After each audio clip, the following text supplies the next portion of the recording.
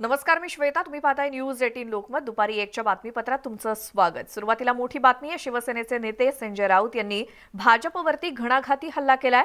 भाजपनं राज्यसभेसाठी तिसरा उमेदवार दिल्यानंतर राऊतांनी भाजपवरती टीका केली. याला आता भाजपचे नेते देवेंद्र फडणवीस यांनी देखील प्रत्युत्तर दिलंय. पाहूया ते दोघेही काय म्हणालेत.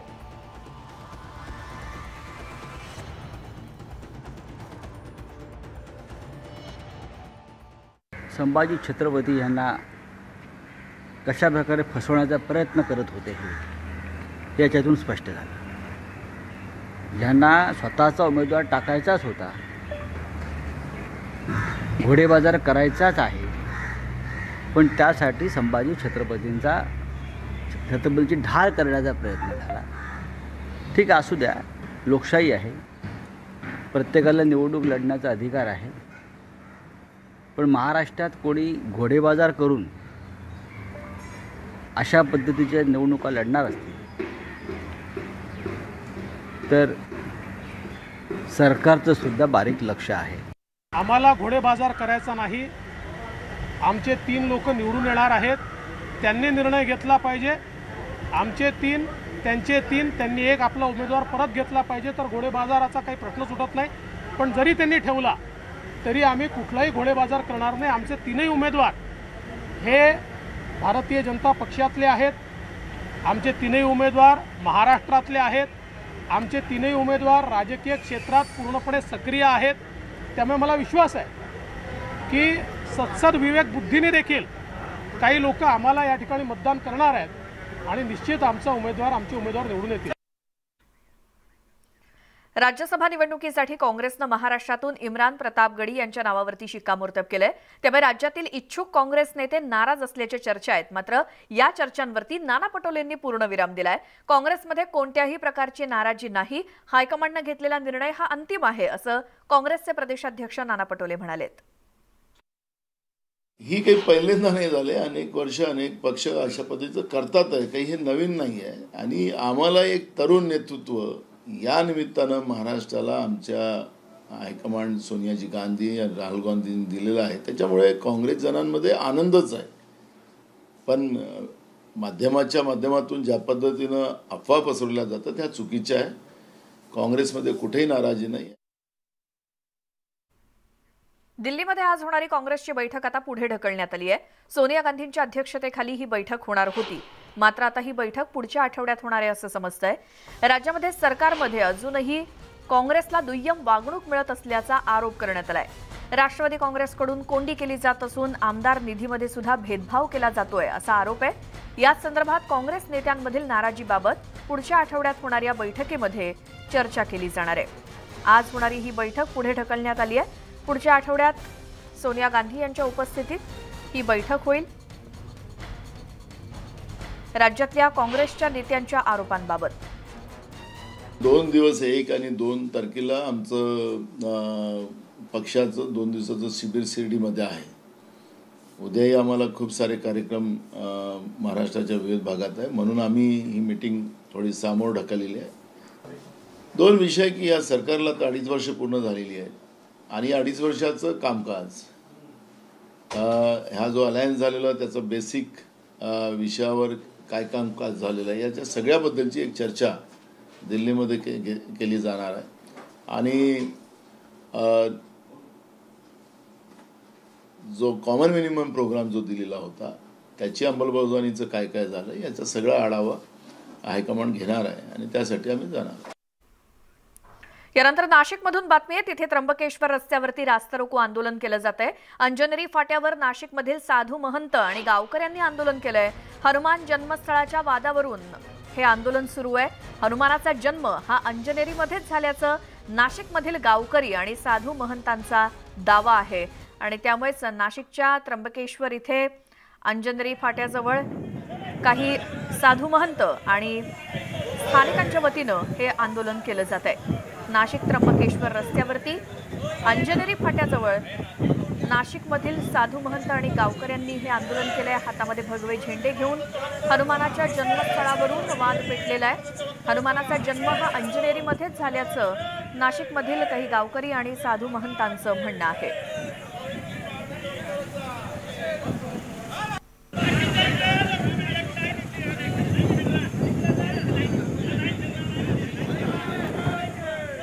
हनुमानाचा जन्म नेमका किष्किंधा की अंजनेरी यावरून जो वाद पेटलेला आहे त्यावरून काहींचं म्हणणं आहे की अंजनेरी या ठिकाणीच हनुमानाचा जन्म झाला आणि नाशिक त्र्यंबकेश्वर मार्गावर अंजनेरी फाट्याजवळ सध्या हे आंदोलन सुरू आहे। आमचे प्रतिनिधी लक्ष्मण घाटोड आपल्या सोबत आहेत सध्या।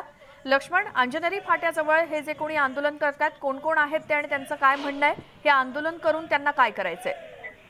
नाशिकच्या त्र्यंबकेश्वर रोडवर संत महात्मे आणि या अंजनेरी गावातील ग्रामस्थ जे आहे ते रास्ता रोको करताय। खरं तर जे अंजनेरीचं हनुमान जन्मस्थळ आहे ते नाशिकच असल्याचा दावा या सगळ्यांकडनं केला जातोय आणि या सगळ्या पार्श्वभूमीवरती हे आंदोलन केलं जात आहे। कर्नाटकमधील किष्किंधावरून आलेल्या स्वामींनी जो दावा केलेला आहे तो दावा खोटा आहे आणि त्यांचा जो धर्मरथ जो आहे तो आता त्र्यंबकेश्वरवरून नाशिकच्या दिशेने जातोय। हा धर्मरथ आम्ही आता नाशिकच्या दिशेने जाऊ देणार नाही, हा अपप्रचार करणारा धर्मरथ आहे अशा प्रकारचा दावा या सर्व साधू महंतांनी केलेला आहे आणि अंजनेरी हे नाशिक हेच हनुमानाचं जन्मस्थळ आहे असा दावा या संपूर्ण ग्रामस्थांचा आहे। त्याचबरोबर या ठिकाणी असलेल्या साधू महंतांचा हा संपूर्ण दावा आहे। त्यामुळे आता हा वाद जो आहे तो अधिक चिघळलेला आहे। रास्ता रोको केला जातोय। या रास्ता रोकोमध्ये सर्व साधू महंत, वेगवेगळ्या आखाड्यांचे महंत, ग्रामस्थ जे आहे ते सहभागी झालेले नाशिक त्र्यंबक रस्त्यावरती अशा प्रकारे रास्ता रोको करून हे सगळे लोक जे आहे ते आता या सगळ्या गोष्टीला विरोध करताना आपल्याला दृश्यामध्ये पाहायला दिसत आहे। नाशिक त्र्यंबक रस्त्यावरची ही दृश्य आपण बघतोय ज्या ठिकाणी ग्रामस्थ आणि साधू महंत जे आहे ते रास्ता रोको करताय आणि याच रस्त्यावरून थोड्याच वेळात त्र्यंबकेश्वरवरून नाशिकच्या दिशेने कर्नाटकवरून आलेल्या महाराजांचा धर्मरथ जो आहे तो जाणार आहे। हा धर्मरथ आम्ही जाऊ देणार नाही, तो इथेच रोखू, कारण नाशिक हेच हनुमानाचं जन्मस्थळ आहे आणि यासाठीचा हा सगळा वाद आता जो आहे तो उभा राहिलेला आहे। संपूर्ण ग्रामस्थ जे आहे ते सांगताय आमच्याकडे वेगवेगळ्या स्वरूपाचे पुरावे आहे, आम्ही ते पुरावे जे आहेत ते प्रशासनाला सादर करू, न्यायालयात सादर करू। मात्र हनुमानाचं जन्मस्थळ जे आहे ते नाशिक आणि अंजनेरीचं आहे असा सगळा दावा या ग्रामस्थांचा आहे। बरं लक्ष्मण, तुम्ही म्हणताय हा जो धर्मरथ आता त्या मार्गावरून जाणार आहे तो अडवण्यासाठीचा हा प्रयत्न आहे, मात्र आता जी दृश्य आपण इथे पाहतोय तिथे पोलीस कुठेही दिसत नाहीयेत, मात्र पोलीस हस्तक्षेप करतील आणि हे वातावरण निवळण्याचा प्रयत्न करतील। धन्यवाद लक्ष्मण तुम्ही दिलेल्या या सगळ्या माहितीसाठी। आणि आता थेट जाऊयात, संजय राऊत बोलतायत तिथे। पियुष गोयल हे महाराष्ट्राचे प्रतिनिधी आहेत स्टेट ऑफ काउन्सिल, त्यांनी महाराष्ट्राविषयी जपून बोललेलं आहे। महाराष्ट्रामध्ये विश्वासघाताची परंपरा नाही, या महाराष्ट्रात ती कोणी सुरू केली 2014 आणि 2019 साली या राज्याची जनता जाणते। बहुतेक पियुष गोयल हे बराच काळ दिल्लीला असतात त्याच्यामुळे त्यांना इकडल्या घडामोडींविषयी फार माहीत नसतं।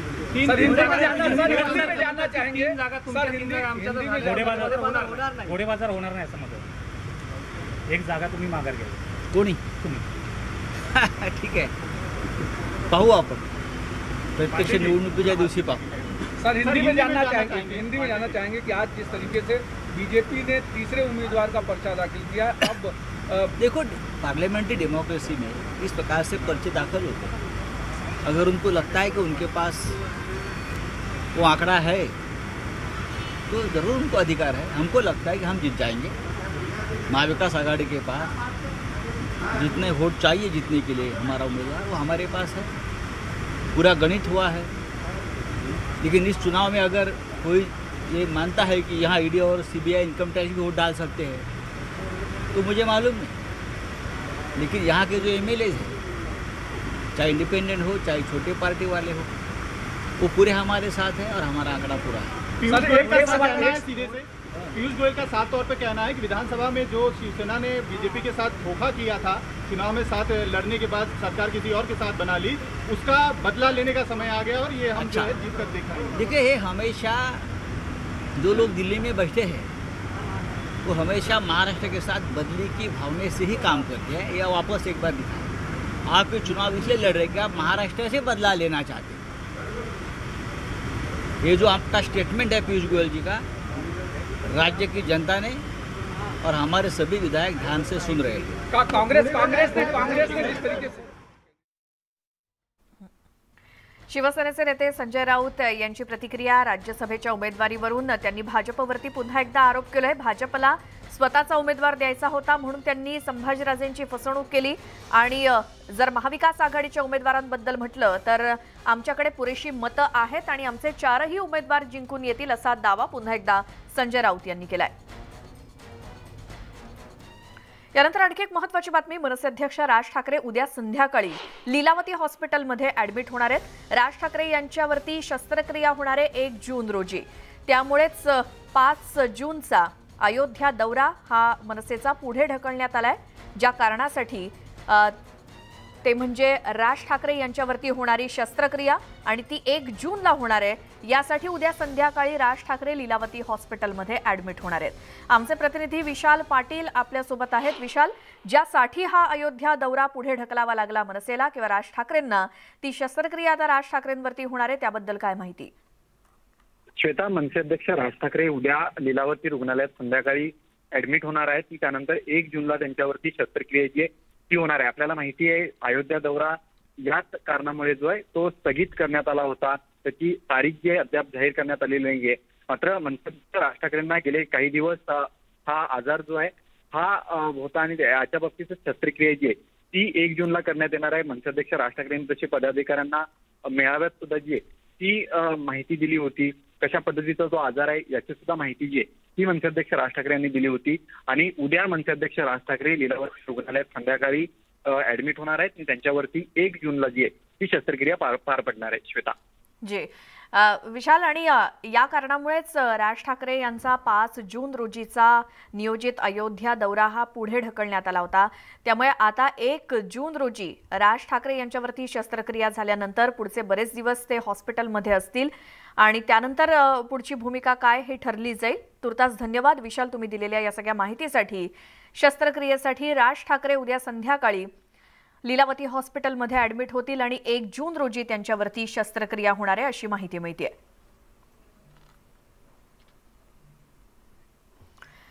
राज्यभरामध्ये सध्या डिझेलचा तुटवडा जाणवतोय. अनेक कंपन्यांच्या पेट्रोल पंपांवरती सध्या ग्राहकांना डिझेल मिळत नाहीये. कंपनीकडून याबाबत जे कारण दिलं जात आहे त्यानुसार केंद्र सरकारनं करामध्ये कपात केल्यामुळे लिटर मागे 24 ते 26 रुपये तोटा सहन करावा लागतोय. त्यामुळे कंपन्यांनी पेट्रोल पंप मालकांना डिझेल पुरवठा करणं बंद केलंय. आज नागपूरमध्ये पेट्रोल पंप डीलर असोसिएशनच्या पदाधिकाऱ्यांनी केंद्रीय मंत्री नितीन गडकरी यांची भेट घेतली. त्यानंतर तेल कंपन्यांमध्ये जास्त करून भारत पेट्रोलियमने डिझेलचा सप्लाय बंद सारखा केलेला आहे किंवा रिस्ट्रिक्टेड सप्लाय केलेला आहे आपल्याला म्हणता येईल. त्याच्यामुळे पेट्रोल पंपांवर डिझेलचा सगळ्यात जास्त तुटवडा निर्माण झाला आहे. कारण काय दिलं भारत पेट्रोलियम? कंपन्यांचं असं म्हणणं आहे की आम्हाला डिझेल आणि पेट्रोल विकल्यावर घाटा होतो आहे. डिझेल विकल्यानंतर कंपनीला जवळपास 24 ते 25 रुपये घाटा आहे आणि पेट्रोलमध्ये 12 ते 13 रुपये लिटर घाटा आहे. त्यांनी जास्त किमतीमध्ये खरेदी केलं तरी आता किमती कमी झाल्या म्हणून हे सगळं होतं. किमती कमी झाल्या म्हणून त्यांना घाटा होत नाही. किमती सेंट्रल गव्हर्नमेंटच्या कमी झाल्या टॅक्सेसमध्ये, पण यांना जो क्रूड ऑइलची खरेदी आहे आणि त्याच्यावर प्रोसेसिंग केल्यानंतर जो खर्च आहे त्याच्यामध्ये घाटा होत आहे. त्याच्यामुळे त्यांनी माल विकणं कमी केलेलं आहे. सध्या नागपूरमध्ये डिझेलचा प्रचंड तुटवडा सुरू आहे. जवळपास 80% पेट्रोल पंप डिझेल मिळत नाही. जर का तुम्ही शंकरनगर चौकातील हा भारतचा पेट्रोल पंप बघितला तिथं बोर्ड लिहिलेला आहे डिझेल नाही असल्याचा आणि ग्राहक देखील येऊन परत जाताना दिसत आहे. त्याचं प्रमुख कारण हे आहे की या पेट्रोल चालक मालकांना मागच्या 3 दिवसापासून डिझेल मिळालेलं नाही. त्यामुळे हीच परिस्थिती नागपूर शहराच्या वेगवेगळ्या पेट्रोल पंपवर आहे. त्यामुळे ग्राहकांना परत जावं लागत आहे. हे एक चालक आहे, त्यांना विचारूया. इथे आलेले होते, कशासाठी आले तुम्ही इथे? आम्ही इकडे डिझेलच्यासाठी आले आहे. अच्छा, काय म्हणत आहे? हे म्हणत आहे की 2-3 दिवसापासून डिझेल आहेच नाही. अच्छा, महत्त्वाची गोष्ट की यांची गाडी जर का बघितली तुम्ही तर रिझर्ववर लागलेली आहे आणि आता डिझेल जर का नाही राहिलं तर मग गाडी चालवायची कसा हा यांच्या पुढे प्रश्न आहे. किती ठिकाणी फिरून आले तुम्ही? मी परिवहन आपल्या 3-4 ठिकाणी गेलो होतो, मग तिकडे पण नाही झालं. काय म्हणत आहे ते म्हणत आहे की कंपनी कडूनच डिझेल नाही आलं की आता कसा करायचं आहे. आता काय पर्याय आहे तुमच्याकडे? आता एकच ऑप्शन आहे, गाडी घरी जाऊन थांबवायची आहे. अच्छा, जाईल का घरापर्यंत? बघतो काय आहे, आता बघतो कसं होईल. आता गाडी घरापर्यंत जाईल की नाही याची देखील त्यांना भीती आहे, कारण की डिझेल पूर्ण जवळपास रिझर्व लागलेला आहे आणि बरंच किलोमीटर रिझर्व लागल्यानंतर ते चालले देखील आहे. त्याला पैसे दिलेले आहे, कधी दिले आहे? फ्रायडे से रखा पड़ा है पैसा. कितने पैसे दिए? 15 लाख रुपए मेरे कंपनी में क्रेडिट पड़े हैं। उसमें मेरे को ऑर्डर भी बताया है सेल्स ऑफिसर को, लेकिन अभी तक डीजल का सप्लाई कुछ भी नहीं हुआ है मेरे को। कितने दिन से आपके पास डीजल नहीं? 3 दिन हो गए, आज चौथा दिन है। फिर आप ग्राहकों को कैसे संभाल रहे हैं? वही बोल रहे कंपनी से माल नहीं आ रहा, आपको जो कंप्लेंट करना है कंपनी में करिए, हम क्या करेंगे उसके लिए? जब हमको कंपनी क्लियर नहीं हो रही तो हम किसको बोले? और ना सेल्स ऑफिसर बराबर रिस्पॉन्स दे रहा, ना टेरिटरी मैनेजर रिस्पॉन्स दे रहा, तो हम परेशान हो गए कि कस्टमर को हैंडल कैसा करेंगे।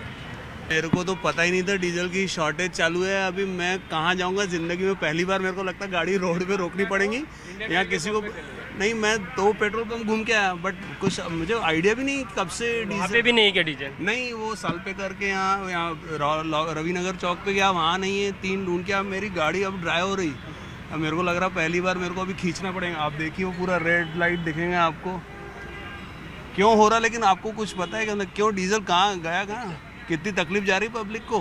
तर सामान्य ग्राहकांना कशा प्रकारे त्रास सहन करावा लागत, त्यांचे हाल होत आहे। त्यामुळे कुठेतरी केंद्र सरकारने यामध्ये तोडगा काढावा अशी मागणी पेट्रोल पंप डीलर असोसिएशन आहे त्यांनी केलेली। आजच ते केंद्रीय मंत्री नितीन गडकरी यांच्यासोबत भेटले। त्यांनी देखील सांगितलं की केंद्र सरकारकडे हा संपूर्ण विषय आहे, कदाचित याला काही वेळ लागू शकतो, पण त्या काळामध्ये का परिस्थिती विस्कळीत झाली तर निश्चितच जी सप्लाय चेन आहे विशेष करून मालवाहू गाड्यांची त्यावर देखील मोठा परिणाम होऊ शकतो। व्हिडिओ जर्नलिस्ट विलास खडसेसह तुषार कोडे, न्यूज 18 लोकमत, नागपूर। पुरोगामी महाराष्ट्रामध्ये एक धक्कादायक प्रकार घडलाय। धनगर समाजाच्या जात पंचायतीनं 7 ते 8 कुटुंबांना वाळीत टाकल्याचा प्रकार कोल्हापुरातल्या रुकडी गावात घडलाय। मंदिरामध्ये पूजा अर्चा करण्यातून वाद झाल्यानं हा धक्कादायक निर्णय जात पंचायतीनं घेतलाय। त्यांच्याशी कोणी बोलायचं नाही, त्यांना मंदिरात प्रवेश द्यायचा नाही, मुलांशीही शाळेत कोणी बोलायचं नाही अशी बंधनं यामध्ये घालण्यात आली आहेत। एका लष्करातील जवानानं या विरोधात आवाज उठवण्याचा प्रयत्न केला, मात्र त्याच्याही कुटुंबावर बहिष्कार टाकण्यात आला। खासदार धैर्यशील माने यांच्या रुकडी या गावातलाच हा प्रकार आहे, त्यामुळे प्रशासन दखल घेणार का हे पाहणं महत्त्वाचं आहे। आम्हाला 6 वर्ष झालं आम्हाला वाळीत टाकले। काय शाळेत गेल्यानंतर किंवा कॉलेजमध्ये गेल्यानंतर काय प्रतिक्रिया असते तुमच्याबद्दल? कोण बोलत नाही, मुली जर बोलल्या गल्लीतल्या तर नाव सांगतात। आता माझ्या मैत्रिणीकडनं एकटीकडनंच दंड घेतलाय, मी असं बोललं म्हणून। तर समजा शाळेत कोणतरी पोरी बोलायला की त्याला दुसरी सांगते की बोलू नको, त्यांना वाळीत टाकलंय, तुमच्याकडनं दंड घेतील म्हणून। मग का वाळीत टाकलं तुमच्या कुटुंबाने? काय वाटते? आज तू शिक्षण घेतेस, बाबासाहेबांनी आपल्याला दिलेला हक्क दिलाय, शिवाजी महाराजांनी आपल्याला हक्क दिलाय, काय वाटते तुम्हाला? आम्ही ह्यांच्यासोबत बोलल्यामुळे आम्हाला वाळीत टाकलं। वाळीत टाकले आता 7-8 वर्ष झाले। आमच्या संघ बोलत नाही, चालत नाही, देवळात सुद्धा देवाला आम्हाला तिकडे काही देत नाहीत। आम्हाला नारळ मोठा आम्ही द्यायला जातो, दारात देतो, देवळात आम्ही काही जात नाही, एकदा येऊन गेलं नाही आम्ही काही जात नाही। मग आता तुमच्या सुखादुखात कोण येते की नाही? कोण नाही, आमचं म्हातारं वारलं गावातल्या माणसाने पाहुण्या पैनी जमलेला तुमचा धनगर समाजाला नाही। आमच्या कुटुंबातील व्यक्तीबरोबर कोणीही बोलत नाही। कोण बोलल्यानंतर लगेच काशीनाथ शिंगारे यांचा फोन येतोय की तू त्यांच्याबरोबर बोललास कसं, तुला दंड द्यावा लागेल, दंड नाही दिलास तर तुला वाळीत टाकेन अशी धमकी देतोय। आम्हाला आमच्या मंदिरमध्ये प्रवेश नाही, आम्हाला पूजापाठ मिळत नाही, आमच्या हक्काची पूजापाठ मिळत नाही, आम्हाला जो धार्मिक अधिकार आहे तो आम्हाला काढून घेतलेला आहे। परत आम्ही देशसेवा करत असताना जर आमच्या कुटुंबामध्ये असा जर प्रॉब्लेम झाला तर आम्ही देशसेवा करायची कशी आणि देशाला लढवायचं कसं? या संदर्भात अधिक बोलूयात। आमचे प्रतिनिधी ज्ञानेश्वर साळुखे आपल्यासोबत आहेत। ज्ञानेश्वर, कोल्हापुरातल्या रुकडी गावातल्या या प्रकाराकडे कोणाचं लक्ष आहे की नाही? अत्यंत धक्कादायक असा पुरोगामी महाराष्ट्रातला हा प्रकार म्हणावा लागेल। गेली 28 वर्ष हा सगळा समाज आहे तो हा प्रकार इथून सहन करतोय। मात्र देवेंद्र शिंगारे हे लष्करातील जवान यांनी याच्या विरोधात आवाज उठवला आणि त्यानंतर त्यांच्या सुद्धा कुटुंबाला वाळीत टाकण्याचा प्रकार घडला आणि त्यानंतर हा सगळा प्रकार आता समोर आलेला आहे। खरं तर या ठिकाणी काशीनाथ शिंगारे नावाची याच समाजातली व्यक्ती आहे, ती या मंदिरावरती ताबा मिळवण्याचा प्रयत्न करते आणि पूर्ण समाजाला वेठीस धरण्याचा प्रयत्न आहे तो त्यांच्याकडून सुरू आहे आणि त्यातूनच हा सगळा प्रकार घडत असल्याचं समोर आलेलं आहे। खरं तर अनेक वर्ष आहेत ते इथल्या लोकांना या ठिकाणी मंदिरामध्ये प्रवेश दिला जात नाही। जे 50 लोक आहेत त्या 50 लोकांशी कुणीही बोलायचं नाही, त्यांना दुकानातलं साहित्य खरेदी करू द्यायचं नाही, त्यांच्याशी बोललं तर 3000 रुपये दंड आणि सांगणाऱ्याला 500 रुपये बक्षीस असा फतवाच या ठिकाणी या काशीनाथ शिंगारे व्यक्तीनं काढलेला आहे आणि त्यामुळे या काशीनाथ शिंगारे व्यक्तीच्या आणि इथूनच जातपंचायतीच्या दहशतीखाली सगळी हे लोक वावरताना पाहायला मिळतात। या ठिकाणी एक धक्कादायक घटना मला सांगावीची वाटते की एका या ठिकाणी एका व्यक्तीचं या ठिकाणी निधन झालं होतं, मात्र ती पत्नी होती, ती पत्नी या सगळ्यांसाठी टाहो फोडत होती की माझ्या पतीचा अंत्यसंस्कार करा, मात्र या अंत्यसंस्कारावर सुद्धा कोणी आलं नाही. शेवटी त्याच पत्नीनं आपल्या पतीचा मृतदेह आहे ती घरामध्ये खड्डा कडून पुरला आणि त्याच्यावरती अंत्यसंस्कार केलं. इतकी वाईट अवस्था या सगळ्या 50 जणांच्या लोकांच्यावरती आलेली आहे. खरं तर खासदार धैर्यशील माने यांचं हे गाव आहे आणि त्यांनी यामध्ये लक्ष घालावं अशा पद्धतीची वारंवार मागणी केली जाते. पोलीस प्रशासनाला सुद्धा या संदर्भातली निवेदनं दिलेली आहेत, जिल्हाधिकाऱ्यांना भेटून निवेदनं दिलेली आहेत, मात्र यावर कोणताही तोडगा अद्याप निघालेला नाही. त्यामुळे ही सगळी 50 लोक आहेत ते इथं दहशतीखाली असल्याचं पाहायला मिळते आणि त्यांना आता न्याय मिळणार का हेच खरं पाहणं महत्वाचं असणार आहे. बरं ज्ञानेश्वर, मात्र काशीनाथ शिंगारे ही व्यक्ती नेमकी आहे कोण? एकूणच या ठिकाणी पाहायला गेलं तर धनगर समाजाची 600 वस्तीची लोकसंख्या या ठिकाणी आहे. त्यापैकी एक ही व्यक्ती आहे काशीनाथ शिंगारे. ती या समाजावरती आपला वटहुकूम टाकण्याचा प्रयत्न करते आणि जातपंचायतीच्या माध्यमातून या समाजावर आपलं वर्चस्व निर्माण करण्याचा प्रयत्न करते. मंदिरामध्ये काही लोकांना प्रवेश दिला जात नाही आणि या पूजा अर्चेच्या किंवा पालखीच्या वादातूनच हा सगळा प्रकार घडला आणि त्यातूनच या सगळ्या व्यक्तींना आहेत तो मंदिरापासून या ठिकाणी रोखण्याचा प्रयत्न काशीनाथ शिंगारेकडून झाला आणि त्यातून अतिशय धक्कादायक हा प्रकार आहे. कोल्हापुरातल्या रुकडी या गावातला आणि तातडीनं लोकप्रतिनिधींनी सुद्धा यामध्ये लक्ष घालून हे प्रकरण मिटवण्याचा प्रयत्न केला पाहिजे. धन्यवाद ज्ञानेश्वर, तुम्ही दिलेल्या या सगळ्या माहितीसाठी. यानंतर एक मोठी बातमी येते. डॉक्टरांनी पोलिसांकडे लाच मागितल्याचा प्रकार हा ससून रुग्णालयातला समोर आलाय. पोस्टमॉर्टम रिपोर्टसाठी पैसे मागण्यात आले. डॉक्टरांनीच पोलिसांकडे लाच मागितली. पुण्यातल्या ससून हॉस्पिटलमधला हा प्रकार आणि इथे पोस्टमॉर्टम रिपोर्टसाठी डॉक्टरांनी पोलिसांकडेच पैसे मागितल्याचा प्रकार पुण्यातल्या ससून हॉस्पिटलमध्ये उघड झालाय. शवविच्छेदन अहवालासाठी लाच मागितली डॉक्टरांनी पोलिसांकडे आणि पुण्यातला हा धक्कादायक प्रकार पुण्यातील ससून हॉस्पिटल आणि या ठिकाणी पोस्टमॉर्टम रिपोर्टसाठी डॉक्टरांकडून चक्क पोलिसांकडे लाच मागण्यात आली. नेमकं हे काय प्रकरण आहे आणि यामध्ये नेमकं दोषी कोण, कशासाठी ही लाच मागण्यात आलेली होती, या संदर्भातली माहिती आपण घेऊयात. आमचे प्रतिनिधी वैभव सोनावणे आपल्या सोबत आहेत. वैभव, असं काय प्रकरण होतं की ज्यामध्ये डॉक्टरांनी पोलिसांकडे लाच मागितली?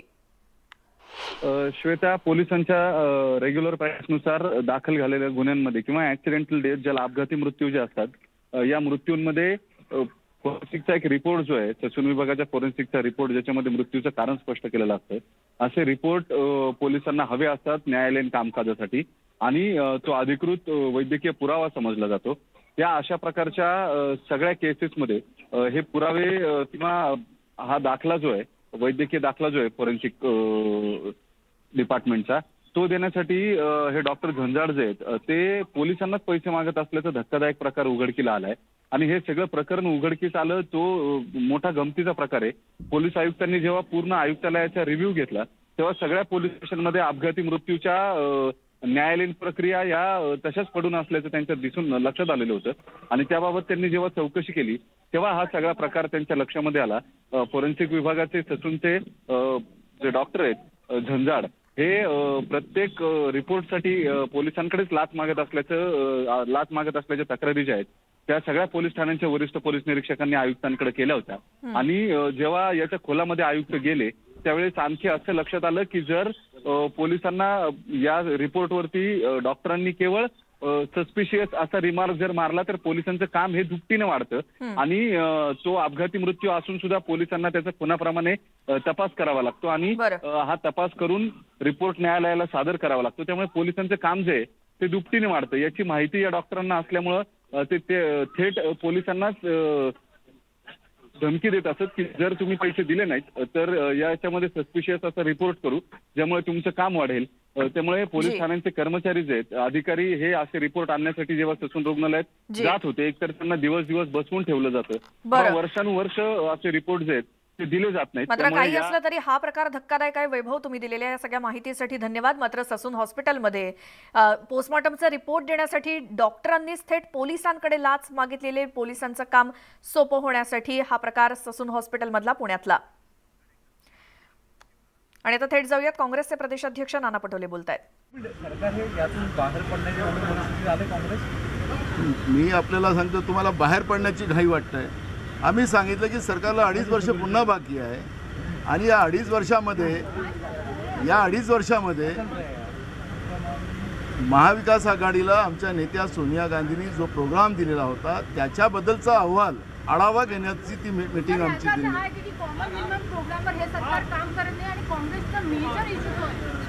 मी आपल्याला सांगितलं की आढावा घेण्याचं काम होते आहे. आढाव्याचा अर्थ असा आहे की कॉमन मिनिमम प्रोग्राममध्ये काम झालं की नाही झालं सगळे तपासायचं हे श्रेष्ठीचं काम आहे आणि श्रेष्ठी त्याबद्दलचा आढावा घेत आहे.